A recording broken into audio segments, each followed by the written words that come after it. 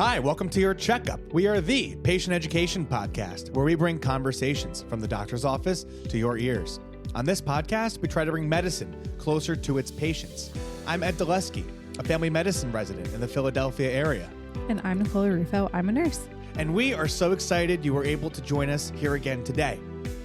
We have a current events type episode here today, but before we dive in, we went to dinner. What would an episode be if we didn't talk about what we ate at dinner? We went to Park for your birthday, and how was that? Oh, it was so good. That was delicious. That's all I have to say. Yeah, it was great.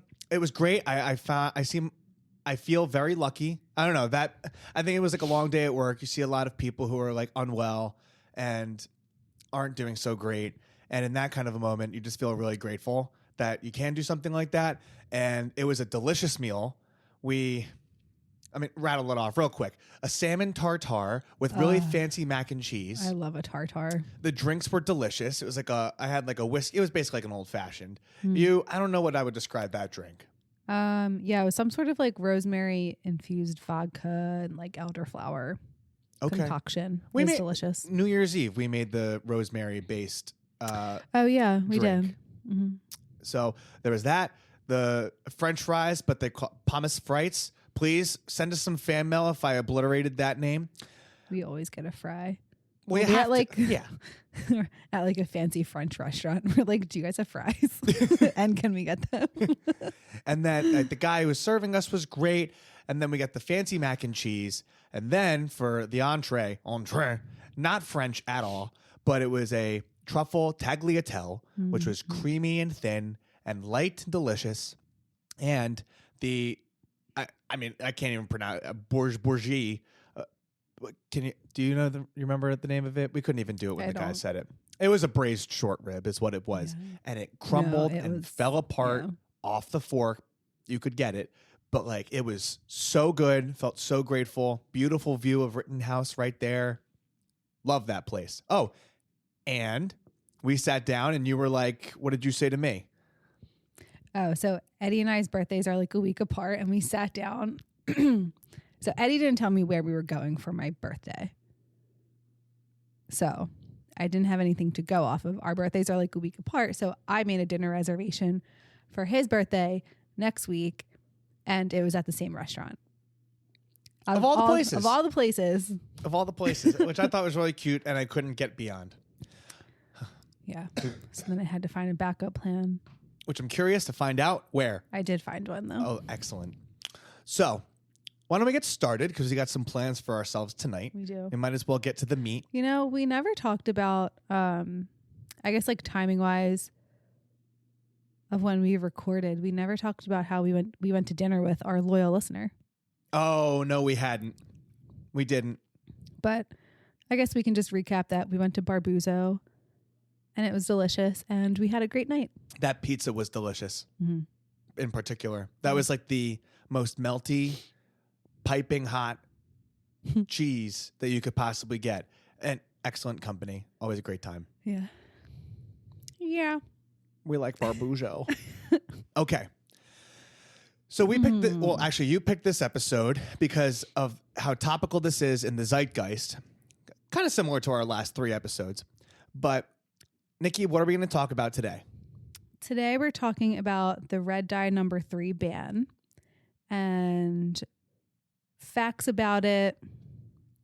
And, just so that you are well informed, because we have a big episode coming up about misinformation and such online. And it seems like everyone on the internet has a Google medical degree, but we are going to provide you some actual facts from someone with an actual medical degree.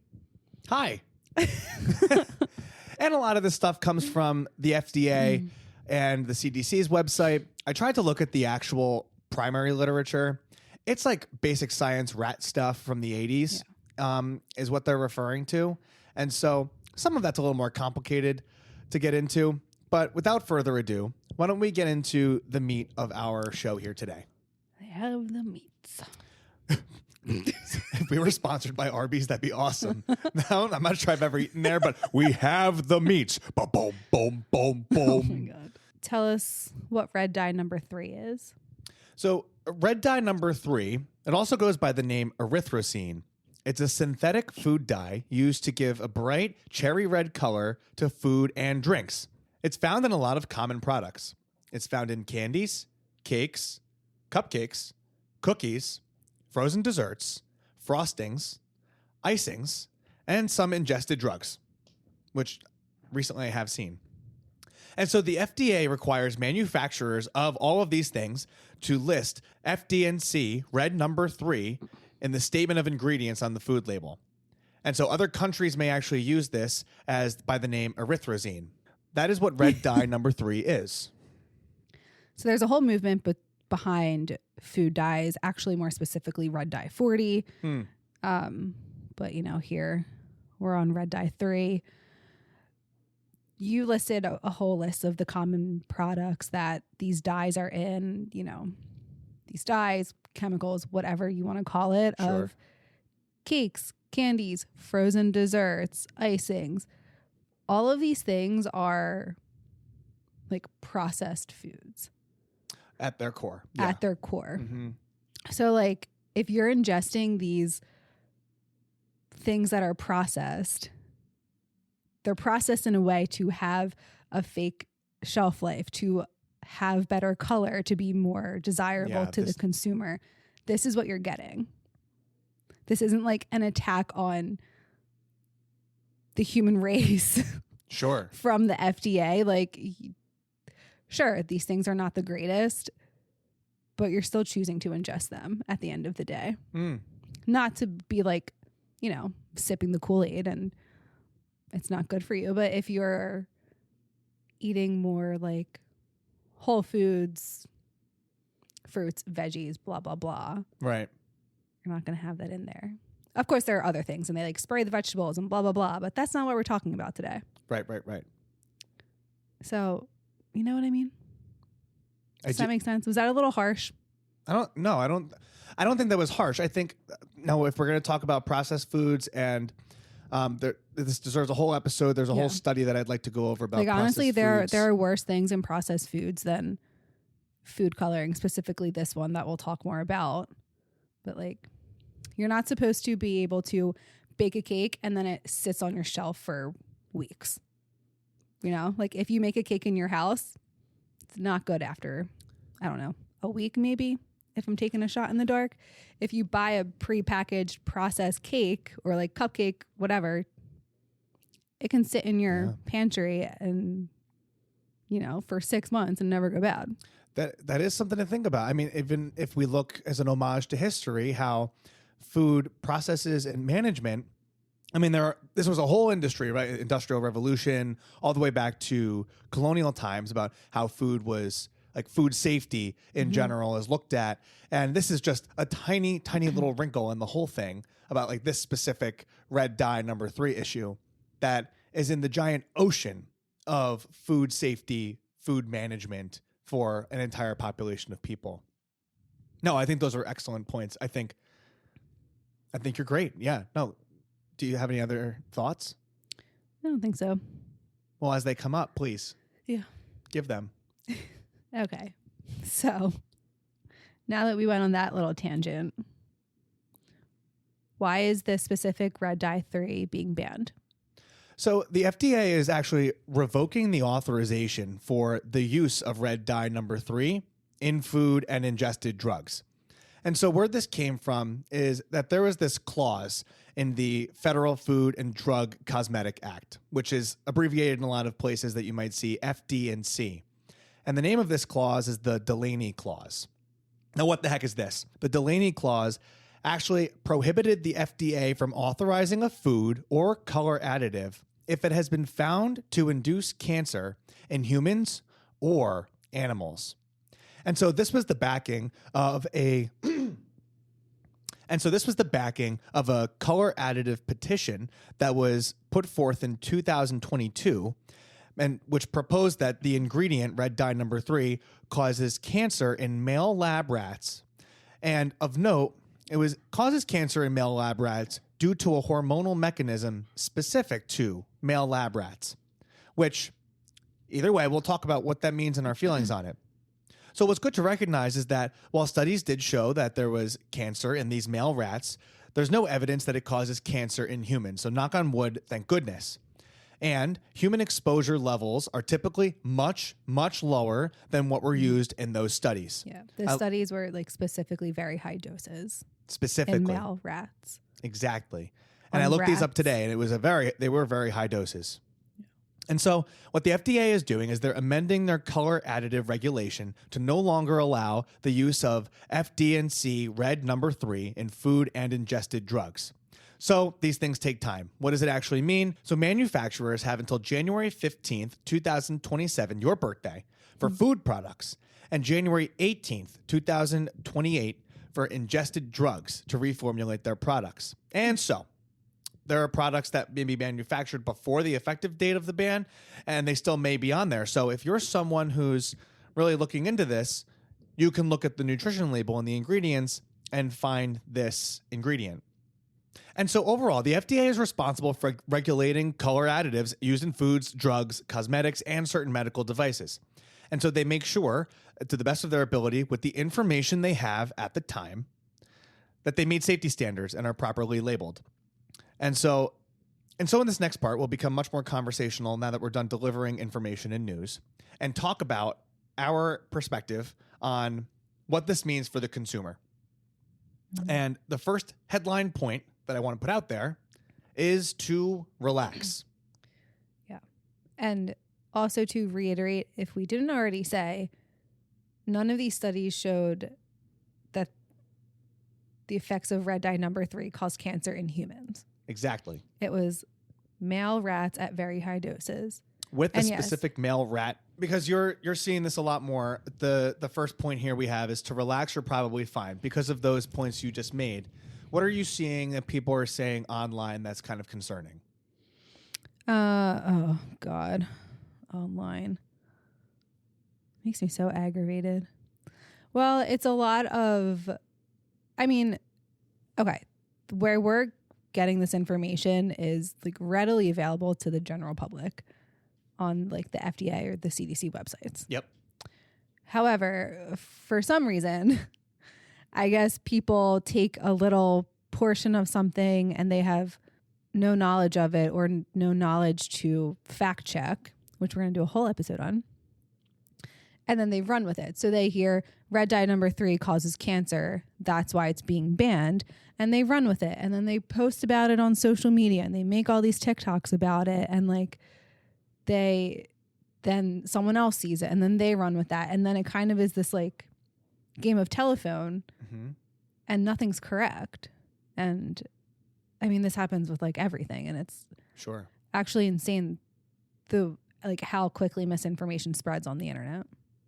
Right, because it's more salacious and interesting when you see the headline that red dye number 3 causes cancer. I mean, and like on like big, even just like big Instagram accounts are like posting, like making posts as like a headline, red dye number 3 banned for causing cancer. And yeah, I guess that statement's like true, but causes cancer in high doses in male lab rats is like the full is that exactly thing. And then like one person's like reposting something and then someone's picking that, like it just is crazy. Right. I guess something I think go ahead. Sorry. And it's just like, okay, yeah, like this, I don't know, this artificial dye is being banned from our food. Probably not the best thing to be ingesting. Sure. Great that it'll be like one less thing within the next couple years that won't be there. Like they did the same thing with trans fats. What was that, like 10, probably longer than 10 years ago now. Exactly. That's why like there are no trans fats on the food labels, because they went through this whole process. So it's going to be the same thing in a couple years with this. Too much of anything is a bad thing. And this is not to say that like, yeah, you're going to go out there shoveling dye number 3 into your mouth and like, or taking it all. But like too much sun gives cancer. Yeah. Like if you're more likely to get cancer from like, too much sun than red dye number 3. Or how about this? Obesity is a risk factor for cancer. So like these are all things. And like if you put those things on headlines, of course, they're going to grab attention just like this did. And so it's absolutely here in the news, and why it's so important for us to hop on here and at least have a measured approach to approaching this. And it's not like a knock to people who, you know, like don't want to eat these things, or to parents who like don't want their kids to have dyes. And I know 40 is like a big one with kids and like how it affects them and stuff.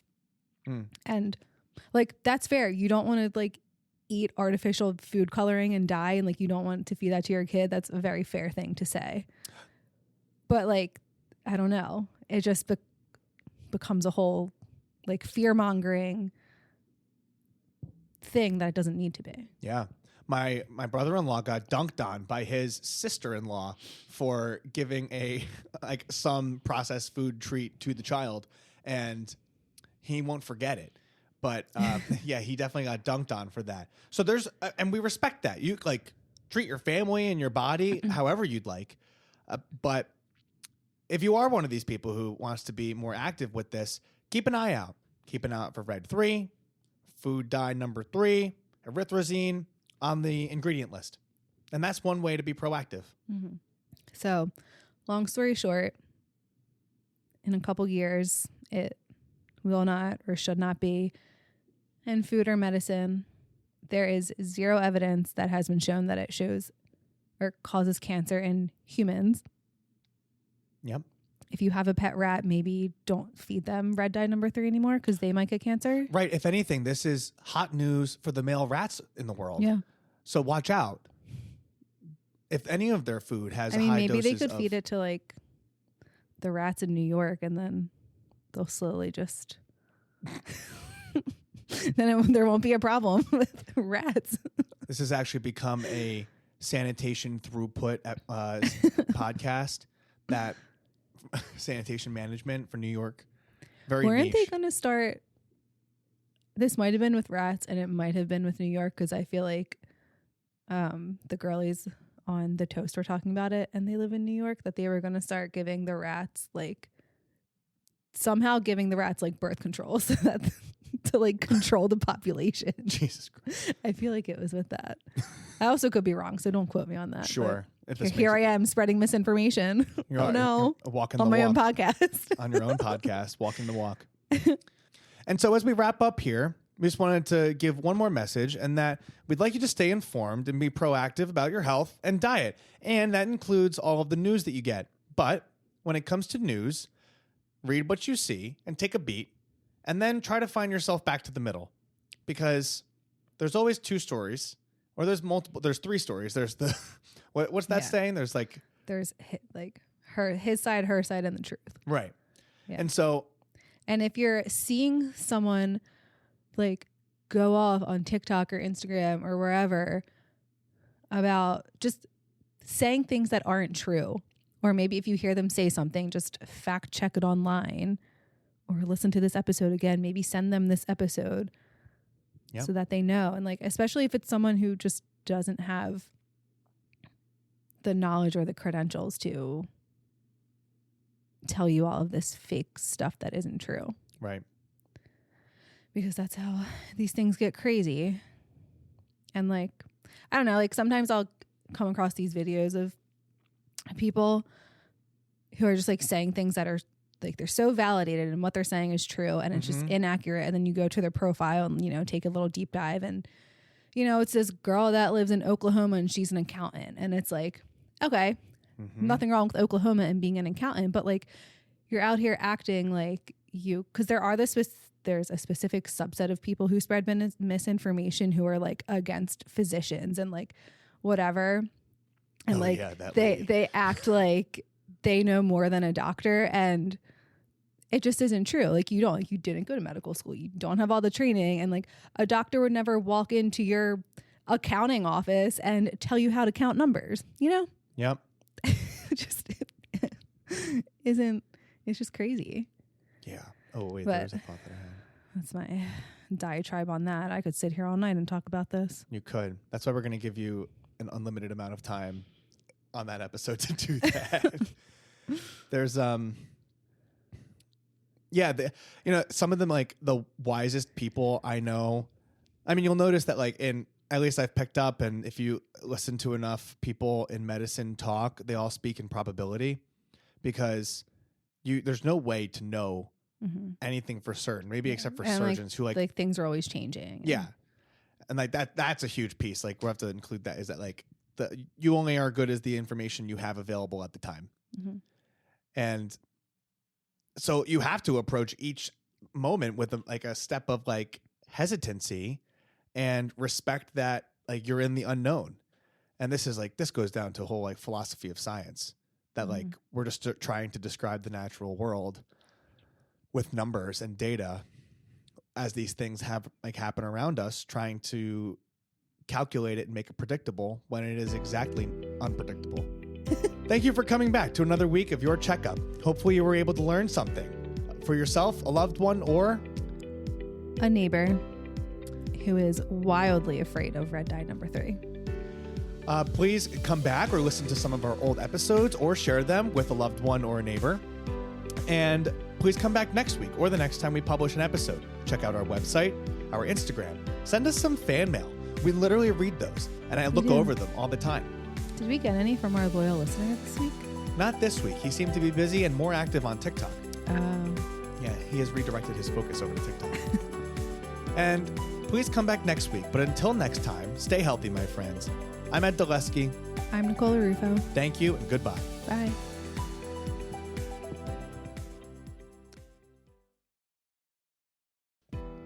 This information may provide a brief overview of diagnosis, treatment, and medications.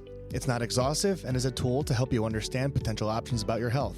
It doesn't cover all details about conditions, treatments, or medications for a specific person. This is not medical advice or an attempt to substitute medical advice. You should contact a healthcare provider for personalized guidance based on your unique circumstances. We explicitly disclaim any liability relating to the information given or its use. This content doesn't endorse any treatments or medications for a specific patient. Always talk to your healthcare provider for a complete information tailored to you. In short, I'm not your doctor. I am not your nurse. And make sure you go get your own checkup with your own personal doctor.